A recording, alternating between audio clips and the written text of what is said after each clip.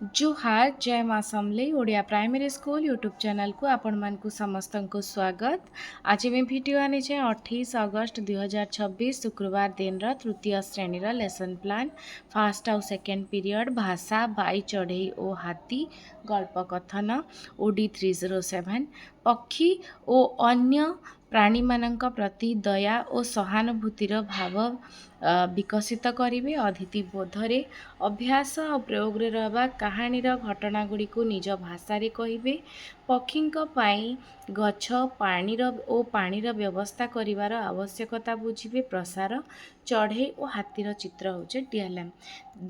3 आउ 6 number period परिवेश 3 उद्भिद और प्राणी एकत्र बसवास। तापरे E303 जीवजंतु और उद्भिदक परस्पर सहित संपर्क विषय जानिबे। एटा होचे आमर अतिथि आ बोधरे केउ जीव गछ उपरे केउ जीव पत्र मध्यरे केउ जीव माटी रे बसवास करे। व्यक्तिगत प्रश्न पचारिबी एटा अभ्यास।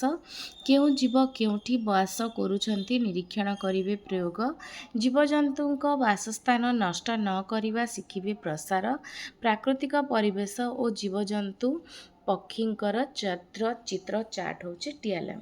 तापरे होचे 4 नंबर पीरियड गणित बिंदु और रेखारे साजसज्जा M306 बिंदु जोड़ी रेखा द्वारा विभिन्न आकृति तैयारी करिवे। अतिथि बोध दुईटी बिंदु जोड़ी उभय सरल और वक्र रेखा व्यवहार करी पट्टीर डिजाइन कर।